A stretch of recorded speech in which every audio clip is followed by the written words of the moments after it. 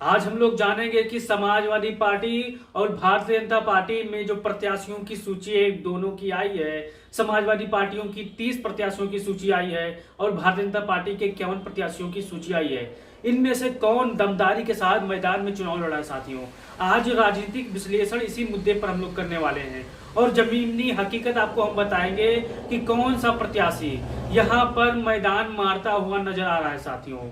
फिलहाल तो भारतीय जनता पार्टी ने उत्तर प्रदेश में बहुत ही कम बदलाव किए हैं, लेकिन समाजवादी पार्टी के आगे वो प्रत्याशी बौने नजर आते हैं साथियों। आप नए नौजवान समाजवादी साथी हो, हमारे भाई बहन हो, तो आप चैनल को सब्सक्राइब करके बेल आइकन को दबा लो साथियों। एक एक सीट की गणना जानेंगे साथियों। हैं 79 लोकसभा क्षेत्रों के बारे में, जहां दमदारी के साथ समाजवादी पार्टी भी मैदान में लड़ रही है और भारतीय जनता पार्टी भी मैदान में लड़ रही है साथियों। लगभग समाजवादी पार्टी ने 30 प्रत्याशियों की इस मैदान में सूची जारी कर दी है साथियों। उनके प्रत्याशी मैदान में दिख रहे हैं। वैसे ही कल रात को भारतीय जनता पार्टी ने भी 51 प्रत्याशियों की सूची जारी कर दी है। उनके भी प्रत्याशी आज कल मैदान में जाएंगे साथियों, जनता के बीच में जाएंगे। लेकिन जो समाजवादी पार्टी के प्रत्याशी हैं वो बहुत ही मुकाबले में नंबर 1 पर है साथियों। आज एक एक सीट की गणना करेंगे साथियों। कौन सा लोकसभा क्षेत्र में कौन सा प्रत्याशी मैदान मार रहा है, कौन सा प्रत्याशी मजबूती के साथ लड़ा है और कौन सा प्रत्याशी चुनाव से पहले चुनाव हारने जा रहा है साथियों। इन तीनों कंडीशन में से एक एक चीज की जानकारी लेंगे। आप इस वीडियो में नए आए हो तो एक अच्छा सा कमेंट करके चैनल को सब्सक्राइब करके बेल आइकन को दबा लो ताकि हर अपडेट आपको सबसे पहले मेरे साथ में। पहली सीट है संभल का साथियों। संभल वही लोकसभा क्षेत्र है जहां पर दिवंगत पूर्व सांसद यानी मौजूदा सांसद शफीकुर रहमान बर्क एमपी थे, उनका निधन हो जाता है। तो कयासों का दौर लगाया जाता है कि भारतीय जनता पार्टी किसको टिकट देगी, पुराने प्रत्याशी को लाएगी या फिर से नए प्रत्याशी को उतारेगी। लेकिन भारतीय जनता पार्टी ने परमेश्वर लाल सैनी को उतारा है। लेकिन समाजवादी पार्टी ने, जहां तक सूत्रों के हवाले से खबर है कि उनके पोते जियाउर रहमान बर्क को संभल लोकसभा से टिकट दिया जाएगा साथियों। अब मैं आपको आगे बताना चलूं, इन दोनों प्रत्याशियों में सबसे मजबूत कौन है। संभल लोकसभा क्षेत्र में भारतीय जनता पार्टी 1.5 लाख वोटों से हारी थी और मजबूती की तो बात करें तो सिंपैथी वोट समाजवादी पार्टी के पास है साथियों। अगर समाजवादी पार्टी जियाउर रहमान को टिकट देती है तो समाजवादी पार्टी यहां मजबूती के साथ चुनाव 1 से 1.5 लाख वोटों से फिर से जीत जाएगी साथियों। फिर नाम आता है देव एटा से। एटा ऐसा लोकसभा क्षेत्र है जहां पर यादव मुस्लिम यानी पीढ़ी बहुत ही महत्वपूर्ण भूमिका निभाते हैं साथियों। भारतीय जनता पार्टी ने राजवीर सिंह राजू को, जो मौजूदा वहां के एमपी हैं, उनको ही कंटिन्यू किया है। लेकिन समाजवादी पार्टी ने देवेश साखी को मैदान में उतारा है साथियों। साखी जाति से आते हैं, मौर्य कुशावा सैनी बहुत ही शानदार तरीके से यहाँ पर परफॉर्म करते हैं। जो एक मुश्त ये कयास लगाए जा रहे हैं कि 100% पिछड़ा दलित अल्पसंख्यक यानी समाजवादी पार्टी के खाते में ये सीट जाने की 90% चांस है साथियों। आप कमेंट बॉक्स में अपनी राय जरूर दीजिएगा साथियों। खीरी का साथियों, जहां से समाजवादी पार्टी ने उत्कर्ष वर्मा को मैदान में उतारा है साथियों। समाजवादी पार्टी ने उत्कर्ष वर्मा को मैदान में उतारा है तो वही भारतीय जनता पार्टी ने अजय मिश्रा टेनी को, यानी जो किसानों के ऊपर अपने थार चढ़ाए थे उनके बेटे ने, उनको मैदान में टिकट दे दिया साथियों। लेकिन जैसे ही इनका टिकट कंफर्म हुआ, किसान संगठनों के बड़े नेताओं ने कहा कि हमारे जले पर नमक छिड़कने का काम भारतीय जनता पार्टी कर रही है साथियों। इस बार लखीमपुर खीरी से अजय मिश्रा टेनी को मुंह की खानी पड़ सकती है साथियों। मैं आपको बताता चलूं, यहाँ पर पीढ़ी बहुत भारी है। यहाँ पर समाजवादी पार्टी के प्रत्याशी को एज है, मजबूती के साथ चुनाव लड़ा है साथियों। फिर आता है धरोहरा का साथियों। भारतीय जनता पार्टी ने रेखा वर्मा को ही वहां से टिकट दिया है, जो कि मौजूदा सांसद हैं धरोहर लोकसभा से। वहीं पर समाजवादी पार्टी ने संघर्ष करने वाले नौजवान आनंद भदौरिया को मैदान में उतारा है साथियों। बहुत ही दिलचस्प ये खेल है, लेकिन यहाँ पर भी समाजवादी पार्टी बहुत मजबूत स्थिति में है। भारतीय जनता पार्टी के सांसद के खिलाफ जनता में काफी रोष है साथियों। गांव-गांव में तो जाते नहीं थे, लेकिन फिलहाल समाजवादी पार्टी के खाते में सीट जाती हुई नजर आ रही है साथियों। फिर नाम आता है उन्नाव का साथियों। उन्नाव ऐसा लोकसभा क्षेत्र है जहां पर भारतीय जनता पार्टी काफी दिनों से दावेदारी कर रही है, चुनाव जीतते आई है। उनके मुकाबले यानी साक्षी महाराज को ही वहां पर टिकट दे दिया गया है।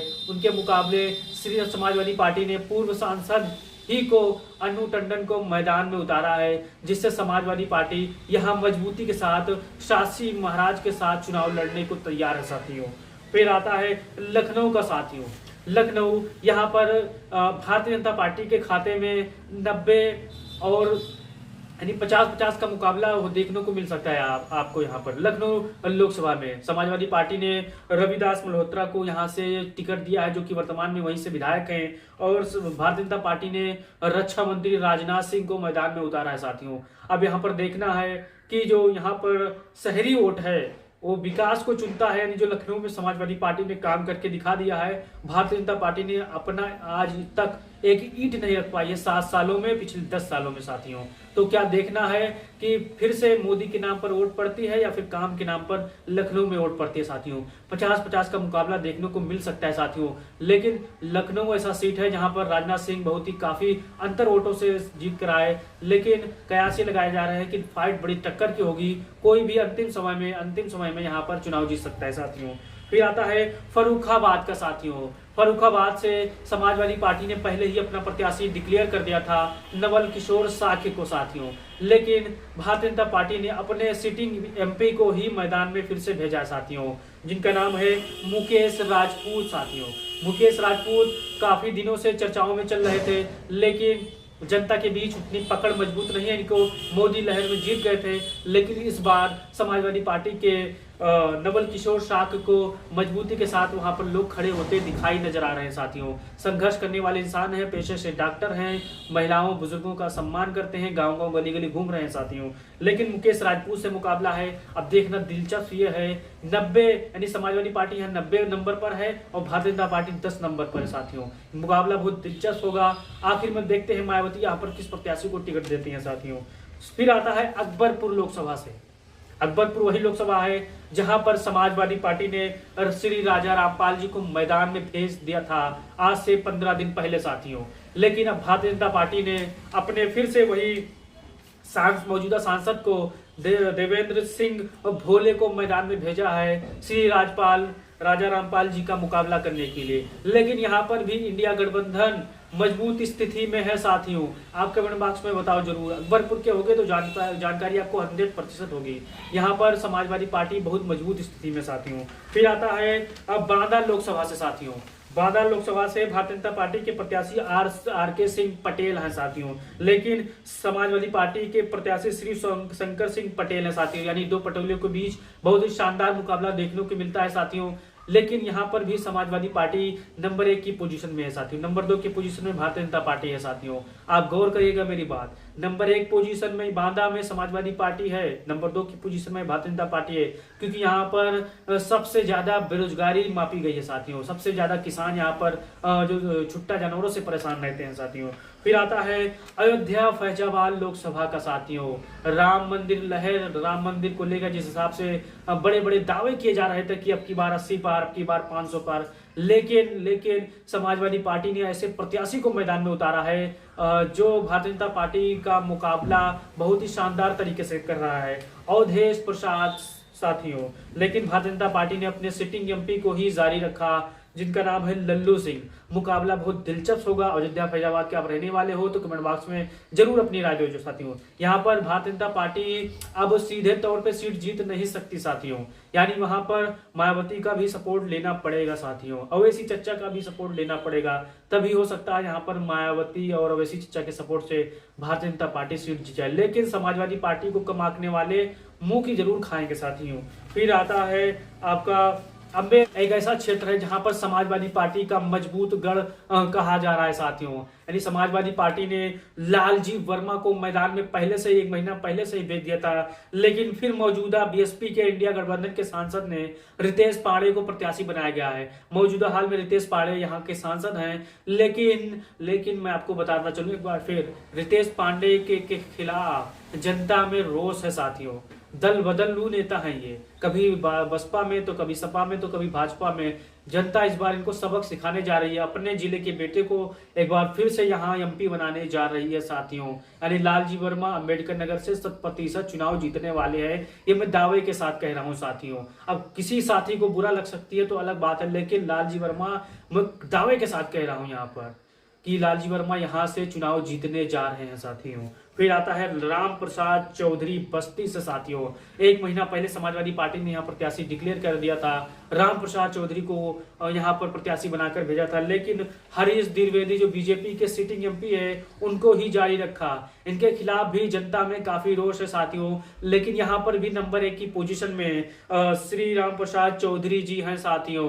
अब जितने भी हमारे बस्ती के साथी होंगे वो कमेंट बॉक्स में अपनी राय जरूर दीजिएगा। मैं यहाँ पर भी दावे के साथ कह रहा हूँ, बस्ती से राम प्रसाद चौधरी ही चुनाव जीतने वाले हैं साथियों। फिर आता है गोरखपुर से काजल निषाद रवि किशन का मुकाबला कांटे की टक्कर का होगा साथियों। यहाँ पर भी समाजवादी पार्टी बहुत मजबूत स्थिति में भी है, क्योंकि यहाँ पर निषादों का वोट 5 लाख से अधिक है साथियों। अब मैं आपको बताना चलूँ, मुजफ्फरनगर साथियों, मुजफ्फरनगर ऐसा लोकसभा क्षेत्र है जहां पर समाजवादी पार्टी ने हरिंदर मलिक को मैदान में उतारा है। वहां पर भारतीय जनता पार्टी ने अपने मौजूदा एमपी का ही भरोसा उन पर जताया है। संजीव बालियान जो कि अपने बयानों से चर्चा में रहते हैं, लेकिन इस बार क्या जयंत चौधरी उनके खिलाफ उनके साथ प्रचार करेंगे, फिर भी वो मुंह की खाएंगे साथियों, मैं आपको बताता चलूं। फिर आता है आंवला से भारतीय जनता पार्टी ने प्रत्याशी बनाया है धर्मेंद्र कश्यप को, लेकिन समाजवादी पार्टी के नीरज मौर्य भी शानदार स्थिति में है साथियों। मुकाबला यहाँ 50-50 का देखने को मिल सकता है, और समाजवादी पार्टी के प्रत्याशी यहाँ पर जीत भी सकते हैं साथियों। फिर आता है शाहजहांपुर से समाजवादी पार्टी ने राजेश कश्यप को मैदान में उतारा है, वहीं अरुण कुमार सागर को भारतीय जनता पार्टी में मैदान में भेजा साथियों। फिर हरदोई से श्री उषा वर्मा जी को मैदान में समाजवादी पार्टी ने भेज दिया था, लेकिन फिर भारतीय जनता पार्टी ने जयप्रकाश रावत को ही मैदान में वहां पर फिर से उतारा है साथियों। फिर मोहनलालगंज से लखनऊ की लोकसभा क्षेत्र है साथियों, लखनऊ के आसपास के क्षेत्र है, जहां पर पहले समाजवादी पार्टी ने आर.के. चौधरी पर दांव खेला था, लेकिन फिर वही मौजूदा सांसद कौशल किशोर को ही भारतीय जनता पार्टी ने वहां प्रत्याशी बनाया है, लेकिन ये भी सीट फंसती नजर आती है साथियों। यहाँ पर भी अगर समाजवादी पार्टी ठीक से प्रचार करने में सक्षम हो जाए तो भारतीय जनता पार्टी यहाँ पर कम से कम 70,000 वोटों से चुनाव हारेगी साथियों। फिर आता है प्रतापगढ़ से भारतीय जनता पार्टी ने संगम लाल गुप्ता को प्रत्याशी बनाया है, लेकिन समाजवादी पार्टी ने यहां से एसपी सिंह पटेल को मजबूत कैंडिडेट के तौर पर यहां पर उतारा है साथियों। आप प्रतापगढ़ के होंगे तो कमेंट बॉक्स में जरूर आप बताइएगा। फिर आता है गोंडा लोकसभा से मौजूदा सांसद कीर्तिवर्धन सिंह को ही भारतीय जनता पार्टी ने कंटिन्यू की है, लेकिन समाजवादी पार्टी ने नौजवान प्रत्याशी को मैदान में भेजा है, पढ़ी लिखी है, संघर्ष करने वाली है, बेनी प्रसाद वर्मा की नवासी है श्रेया वर्मा जी। फिर आता है गाजीपुर से भारतीय जनता पार्टी ने अभी कुछ डिक्लेयर नहीं किया, लेकिन समाजवादी पार्टी ने अफजाल अंसारी पर ही दांव खेला है साथियों। फिर आता है चंदौली से महेंद्र नाथ पांडे को ही भारतीय जनता पार्टी ने प्रत्याशी बनाया है, लेकिन समाजवादी पार्टी ने वीरेंद्र सिंह को ही मैदान में भेजा है। बड़ी मजबूत स्थिति है इनकी। आप चंदौली के आसपास के होंगे तो आप कमेंट बॉक्स में जरूर बताएंगे साथियों। अब समाजवादी पार्टी से कैराना जो हाई प्रोफाइल सीट है, समाजवादी पार्टी ने 15-20 दिन पहले इकरा हसन को मैदान में भेजा था, शानदार तरीके से प्रचार कर रही थी, लेकिन भारतीय जनता पार्टी ने फिर से प्रदीप कुमार को मैदान में भेजा है। अब दोनों की फाइट बहुत शानदार तरीके से यहाँ पर होने वाली है साथियों। फिर आता है प्रवीण एरन का साथियों, जो कि समाजवादी पार्टी के बरेली के प्रत्याशी हैं, लेकिन भारतीय जनता पार्टी ने अभी अपना यहाँ पर प्रत्याशी डिक्लेयर नहीं किया साथियों।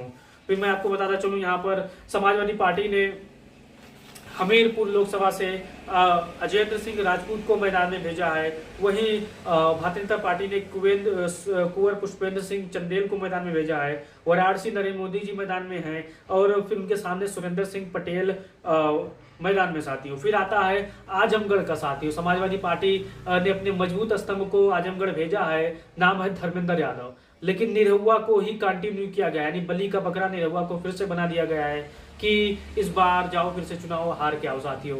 आजमगढ़ से धर्मेंद्र यादव निरहुआ का बहुत ही शानदार तरीके से लड़ाई देखने को मिलेगी। इस बार समाजवादी पार्टी बड़ी मजबूत स्थिति में, वहां 1 से 1.5 लाख वोटों से चुनाव जीतकर धर्मेंद्र यादव बड़ी शानदार तरीके से वहां इतिहास रचने जा रहे हैं। अब ये रहा 26 लोकसभा प्रत्याशियों की आमने सामने की सूची, यानी भारतीय जनता पार्टी की सूची, समाजवादी पार्टी की सूची। हमारे इस सूची में अगर आपको कुछ दिक्कत है या हमारी बातों को कहने में कुछ दिक्कत है तो आप कमेंट बॉक्स में अपनी राय जरूर दीजिएगा। अगर आपको मेरी राजनीतिक विश्लेषण, राजनीतिक बात समझ में आती है, प्रत्याशियों की चयन के बारे में समझ में आती है, तो आप मुझे आर्थिक सहयोग दे सकते हैं गूगल पे के माध्यम से, फोन पे के माध्यम से। यहाँ पर आप नंबर दिख रहा होगा साथियों। तब तक की चलते हैं। जय हिंद, जय भारत, जय समाजवाद।